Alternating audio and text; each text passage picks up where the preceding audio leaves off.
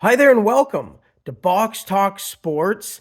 I used to have a podcast on SoundCloud, but I thought, let's just do it on YouTube. Let's do it on my channel. I got Box's bets, and let's introduce everybody to Box Talk Sports. So, what Box Talk Sports is about?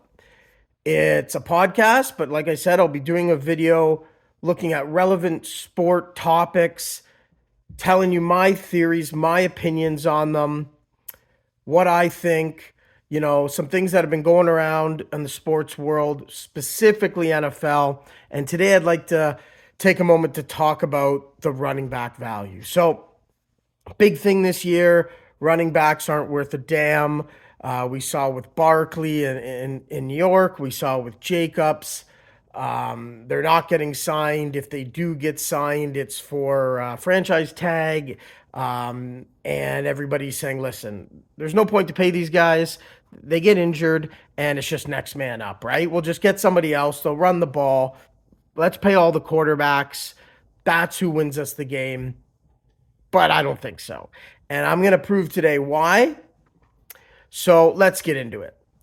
The first thing that I like to know or like to point out is of the 14 big contracts that quarterbacks got this year or, a couple years ago.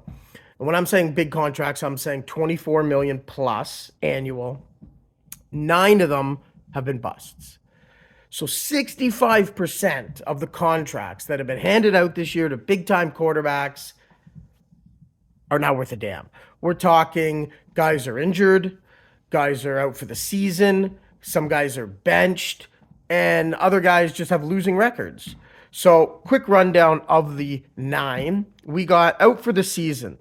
Having a great year, Kirk Cousins, but he's injured. Just like running backs, quarterbacks get injured.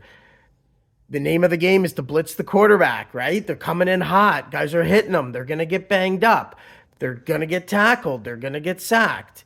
They get injured, just like running backs. So I don't understand what the deal is there. Cousins out for the year. We know that. Joe Burrow out for the year. And Deshaun Watson out for the year. So that's 3 guys making 45. I think Cousins is 40. 40 million plus, all out for the year. We have Aaron Rodgers. We all know the story. 4 plays into his season, he was out. Danny Jones, who just signed a big 2-year, $80 million contract, 40 per, is out. We also have 2 guys that they've just been played so shitty that they're benched, Jimmy Garoppolo and Ryan Tannehill.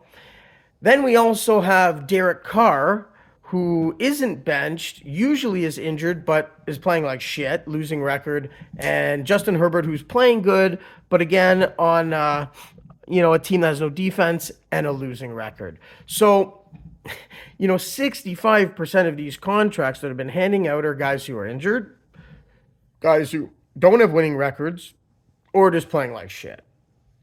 And now let's look at the 5 top running backs in the National Football League this year. So number 1 is CMC, Christian McCaffrey on my 49ers. Number 1 running back in the game, and look where the 49ers are. Favorited to win the Super Bowl. They're 9-3, and Christian McCaffrey's leading the way. You don't think running backs are important? Let's look at some other top running backs. Number 3 is Raheem Mostert. Leading the Dolphins to the great offense. Now you're going to say, well, it's Tua. It's bombing down deep to Tyreek Hill and Jalen Waddle. Yes, of course.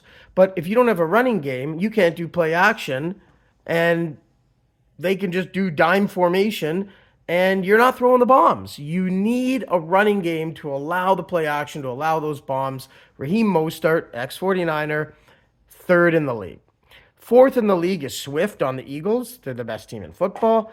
And 5th in the league of Pachenko on the Chiefs, who are the reigning champions and 8-4. On that list, I did skip number 2, which is Henry, King Henry. We know how great he is.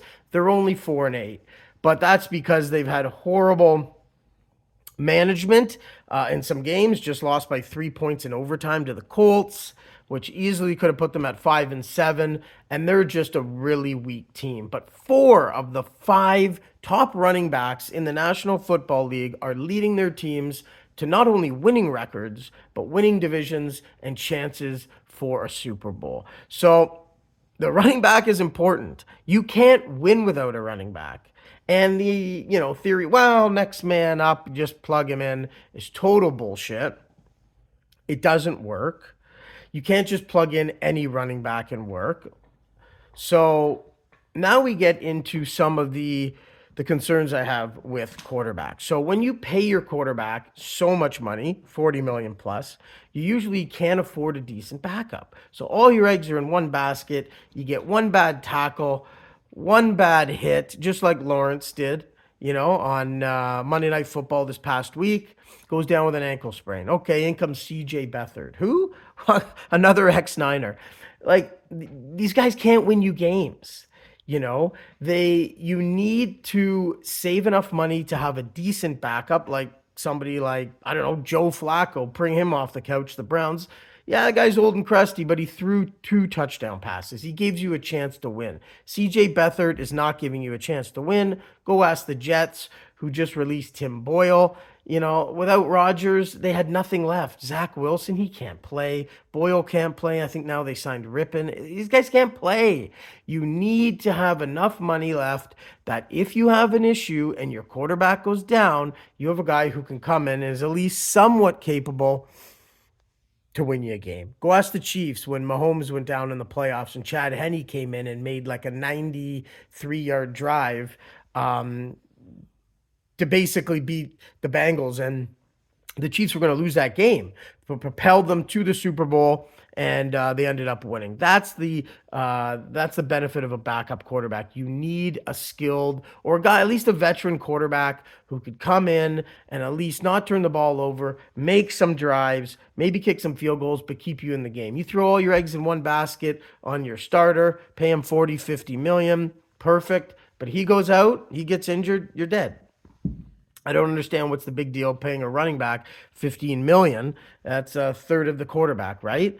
And we can see that these running backs who are on the teams with the best records are huge, important parts, pieces of the puzzle. So even, the best quarterback in football, Patrick Mahomes, we've seen him, by far the best, multiple Super Bowls, been to the AFC Championship 5 straight times in 5-year career.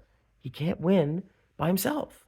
You cannot win by yourself. Doesn't matter if you're God's gift at quarterback. You need guys to catch the ball. You need guys to run the ball, and he doesn't have it. And they're struggling. I know they're still 8-4. They're a very good team, but they're not the Chiefs of old. They're struggling to put up points, even with a good running back. So the moral of the story here is, one guy doesn't win a football game. It's a team effort. Tom Brady will tell you he didn't get 7 rings because, he was the MVP all 7 times. Now, he was most, but a lot of defensive key players' interceptions. We had Edelman have a monster year there and got the MVP. Other guys have to step up. And if you have no money to pay other guys, you're going to be up the creek with no paddle. So I just like to take this time to say running backs are important. It's football. The name of the game is field position. You got to run the ball. You got to wear out the defense. You think you're just going to drop back and pass it 50 times? That's a recipe for an implosion. I mean, the defense is going to set up. They're going to pressure your quarterback. You're going to have a missed block, a hard tackle on the quarterback. It's either going to force a fumble, throw a pick, or, God forbid, an injury. We hope these guys can come back, but if you have a running game, that is key to a winning football team.